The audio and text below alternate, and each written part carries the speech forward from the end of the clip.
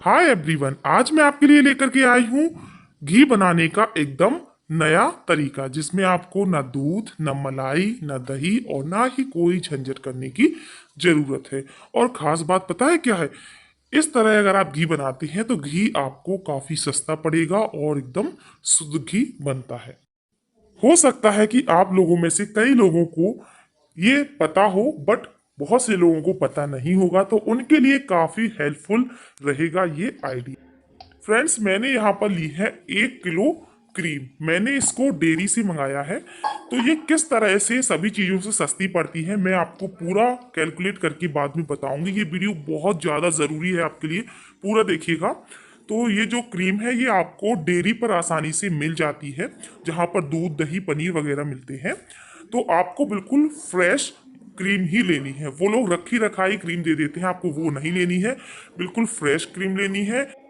और इसे घर पर लाने के तुरंत बाद ही इसको नहीं बनाना है। आपको कम से कम 1 या 2 दिन के लिए इसको ऐसे ही रखा रहने देना है, क्योंकि अगर एकदम आप फ्रेश क्रीम से घी बनाते हैं तो थोड़ा गैस ज़्यादा लगेगी, टाइम लग जाता है। लेकिन अगर आप 1 दिन इसको रखे रहने देंगे तो बहुत जल्दी घी निकल आता है। तो मैं इसको पूरा कैलकुलेट करके बताऊंगी, आप देखिएगा कितना बढ़िया घी बनता है और कितने सस्ते में बनता है। तो सबसे पहले तो इस क्रीम को हम एक कढ़ाई में डाल देते हैं। घी बनाने के कई प्रोसेस होते हैं। दही से भी बनता है और मक्खन से भी बनता है और मलाई से भी बनता है। लेकिन मक्खन तो दही या मलाई से ही आता है। अगर हम मलाई की बात करें तो रोजाना इकट्ठे करना, और सबसे बड़ी बात, जिनके बच्चे दूध पीते हैं उनको मलाई इकट्ठी नहीं करनी चाहिए, क्योंकि दूध से अगर आपने मलाई निकाल ली तो उसका जो मेन फायदा होने वाला है वो तो चला ही गया।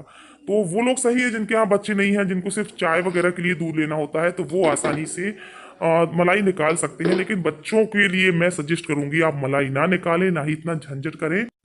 सीधे डेयरी से आप क्रीम मंगा लें। तो मैंने सारी क्रीम को कढ़ाई में डाल दिया है, और इसमें आप देख सकते हैं काफी क्रीम लगी हुई है। तो इसको हम थोड़ा सा गैस पर रख करके पिघला लेते हैं।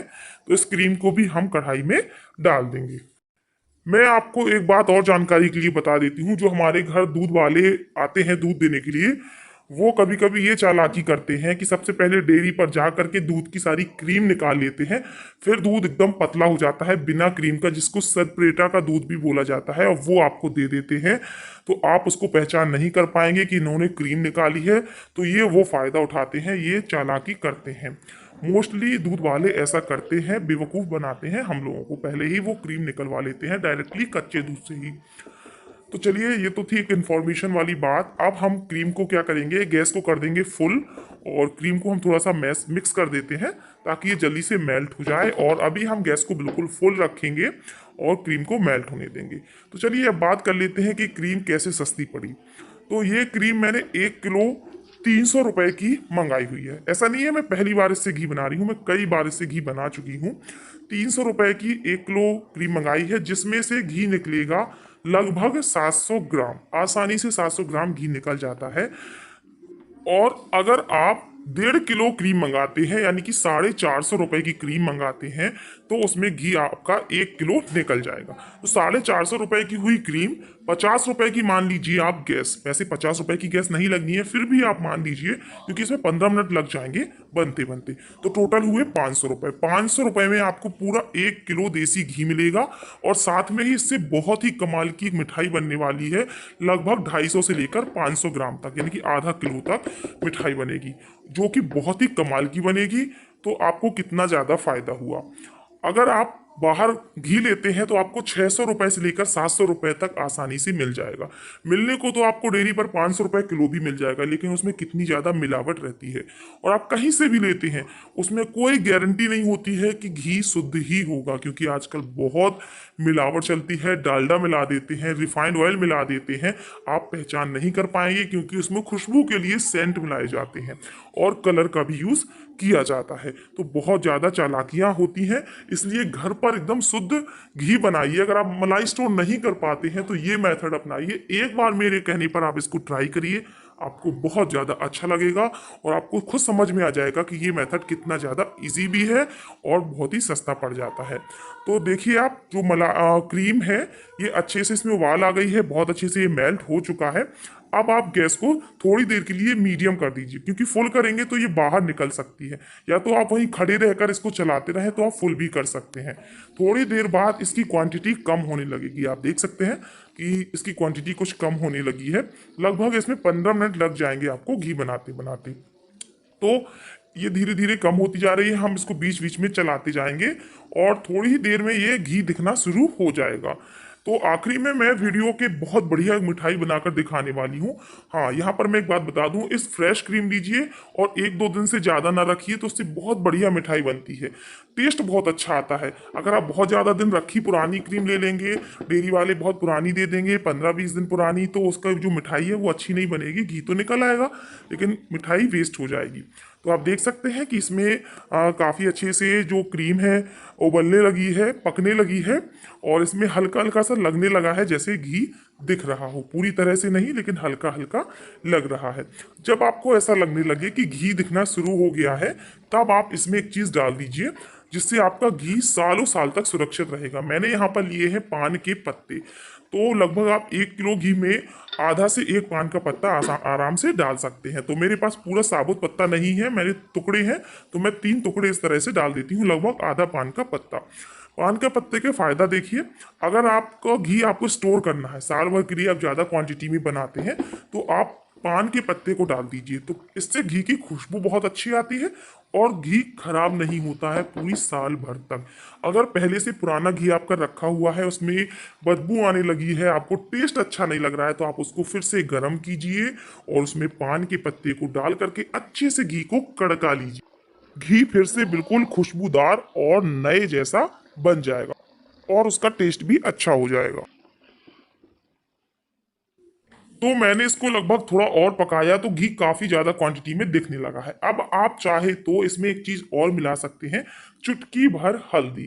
क्योंकि मार्केट में जो गाय के घी के नाम से आता है ना, उसमें कलर मिला दिया जाता है, यानी कि हल्दी मिला दी जाती है जिससे घी का कलर हो जाता है पीला, और ये कह के बेच दिया जाता है कि ये गाय का घी है। क्योंकि इतनी ज्यादा गाय नहीं होती हैं जितनी बड़ी बड़ी कंपनियां गाय के घी को बेचती हैं। बहुत अच्छा कलर आ जाता है हल्दी से, एकदम सुनहरा कलर आ जाता है, देखने में बहुत ही सुंदर घी लगता है। ज्यादा नहीं, सिर्फ आपको एक चुटकी हल्दी डालनी है।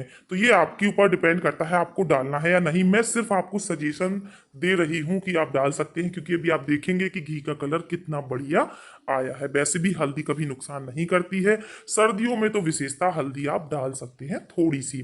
तो चलिए अब हम इसको लगातार चलाएंगे, धीरे धीरे ये बिल्कुल घी छोड़ता जाएगा। तो आप देख सकते हैं कि बहुत सारा घी ऊपर दिखने लगा है और ये जो सफ़ेद पार्ट है ये धीरे धीरे बिल्कुल लाल पड़ जाएगा। तो समझ लीजिए कि घी काफ़ी हद तक पूरी तरह से निकल गया है। अगर आप बहुत ज़्यादा घी निकालना चाहते हैं तो और ज़्यादा पका सकते हैं। तो जो नीचे वाइट वाइट वाला पार्ट दिख रहा है, जिसको हम लोग मैयर भी बोलते हैं, तो वो एकदम लाल हो जाएगा बहुत ज़्यादा। और आप देख सकते हैं कि पान के पत्ते बिल्कुल सिकुड़ चुके हैं, बहुत अच्छे से कड़क चुके हैं।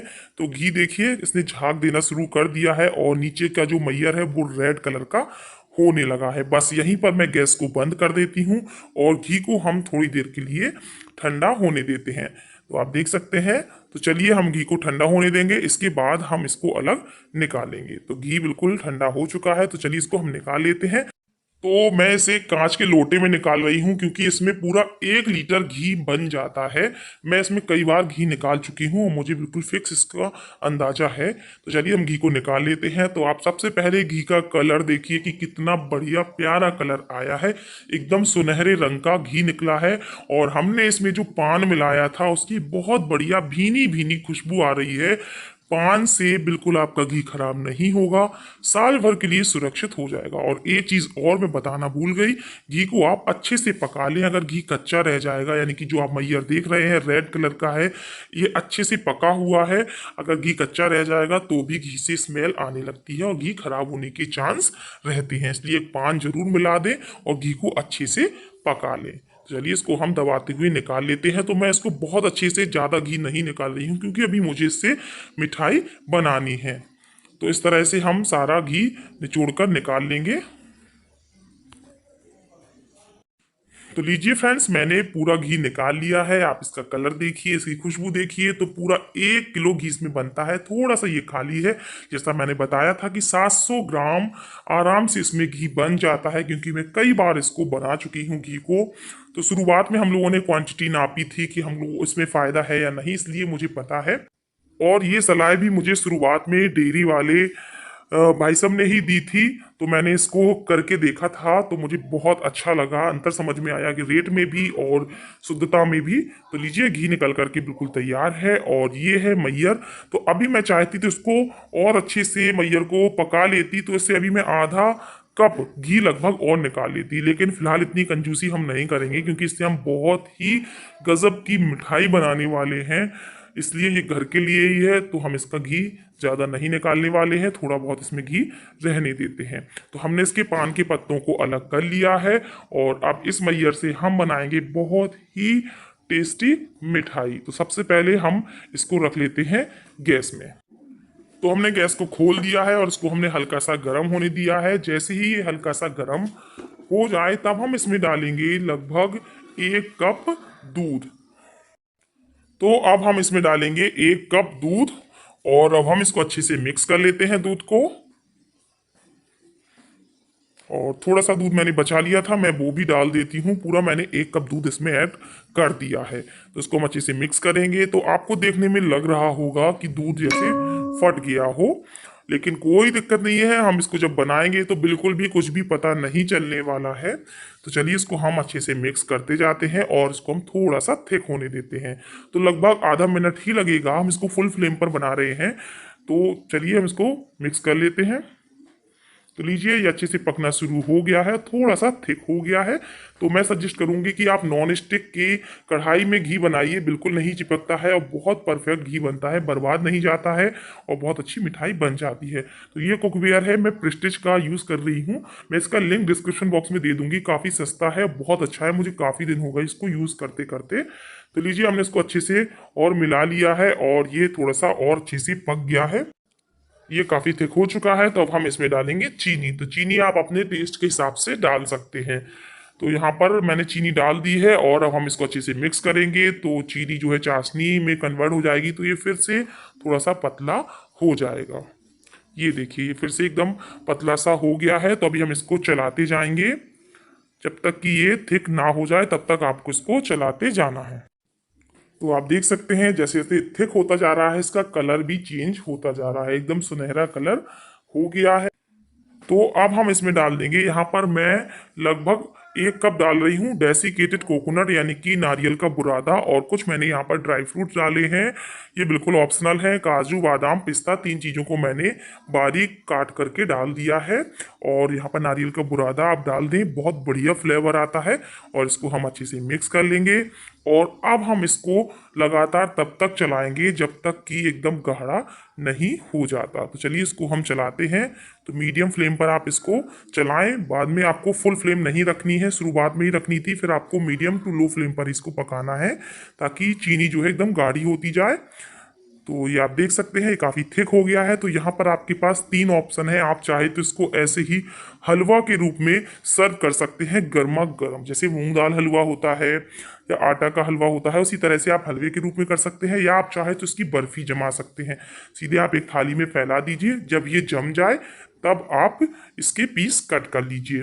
लेकिन मैं ना तो यहाँ पर बर्फी बना रही हूँ, ये ठंडा हो गया है एकदम, थोड़ा सा और थिक हो गया है। मैं बनाने वाली हूँ इसके लड्डू, जिसे हम कहेंगे मलाई के लड्डू। मलाई ही बोलेंगे हम इसको, क्योंकि ये बिल्कुल फ्रेश है। तो इसके लड्डू आप देख सकते हैं कितने आसानी से बन रहे हैं और कितने घी है इसमें। तो इसीलिए मैंने घी ज़्यादा नहीं निकाला था। आप चाहे तो निकाल भी सकते हैं, लेकिन ये घर के खाने के लिए है, तो मैंने इसको नहीं निकाला है। ये लीजिए, बहुत बढ़िया लड्डू बन करके तैयार हुए हैं। ऐसा नहीं है, बहुत ही टेस्टी लड्डू बने हैं, इतने टेस्टी कि मैं आपको बता नहीं सकती। क्योंकि मैंने इसको कल बना लिया था अपलोड, मैं आज कर रही हूँ। सारे लड्डू तुरंत ही खा लिए गए घर वालों द्वारा। बहुत ही टेस्टी लड्डू बने हैं। ऐसे लड्डू अगर आप बाजार से खरीदेंगी तो आपको कम से कम 250 ग्राम 250 रुपये से कम नहीं मिलेंगे। बहुत ही टेस्टी, बहुत ही अच्छे लड्डू बने हैं। बिल्कुल घी ही घी है इसमें, ड्राई फ्रूट्स हैं। तो आप इस तरह से लड्डू बना सकते हैं। तो लीजिए, हमने उस क्रीम से घी भी बना लिया और बहुत ही टेस्टी लड्डू बना करके भी तैयार कर लिए हैं। तो आपको उम्मीद है बहुत पसंद आया होगा तरीका। आप मेरे कहने पर एक बार क्रीम से घी निकाल करके जरूर देखें और मेरी बातों को जरूर ध्यान रखें।